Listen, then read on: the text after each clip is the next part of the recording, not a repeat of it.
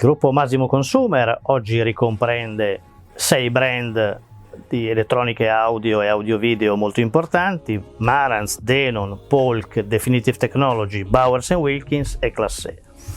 Questo gruppo di aziende sono tutte aziende con una lunghissima storia. L'azienda che ha meno storia ha 35 anni ed è Definitive Technology, le altre traguardano tutti oltre 50 anni di storia. Addirittura Denon ha recentemente traguardato i suoi 110 anni di storia, e questo è un primato abbastanza inedito nel mondo dell'audio. Ma questi marchi stanno all'interno di questa offerta e di questa azienda proprio perché sono molto sinergici uno con l'altro e vanno a coprire diversi segmenti di mercato, partendo dall'alta fedeltà più tradizionale e più pura in termini di approccio tecnologico, per arrivare a tutte le soluzioni multi-room e wireless che consentono un audio distribuito svincolato dai cavi, per cui la possibilità di avere in casa la distribuzione dell'audio attraverso degli speaker wireless da porre all'interno delle stanze senza alcun vincolo tecnico-tecnologico rispetto a un'installazione tradizionale. A questo, grazie alla tecnologia e agli sviluppi acustici fatti dal marchio Bowers & Wilkins, ma anche da Polk Audio e Definitive Technology, si aggiunge tutto quel comparto che tecnicamente noi chiamiamo Custom Installation e che di fatto rappresenta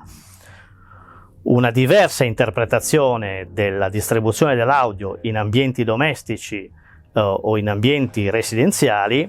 attraverso l'utilizzo e l'impiego di diffusori e di tecnologie che tendenzialmente scompaiono alla vista. Diversi anni fa Denon e Marantz hanno presentato al grande pubblico una piattaforma software che consente l'interoperabilità di diversi prodotti attraverso un'applicazione comune. Questa applicazione, questa piattaforma si chiama iOS e che è presente nella maggior parte delle elettroniche connesse in rete di Denon e di Marantz, per cui tutti quei prodotti che hanno una connettività con la rete hanno a bordo questo tipo di tecnologia che consente di operare in maniera svincolata da una sorgente fisica, per cui dal CD piuttosto che dal vinile, ma di utilizzare invece le tecnologie di distribuzione dell'audio presenti sulla rete all'interno della propria infrastruttura domestica. Questo consente, per esempio, di traguardare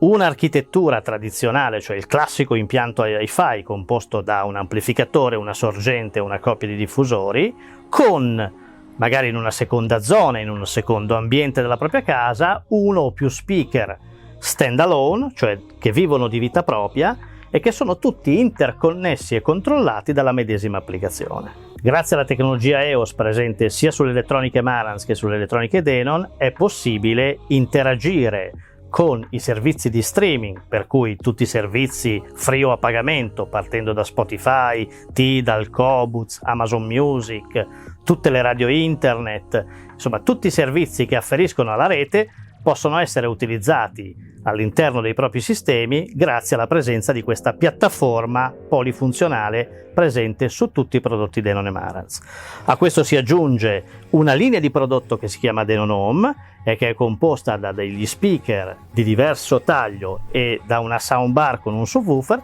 per configurare multi-room in singoli ambienti o anche sistemi fino a un 5.1 wireless all'interno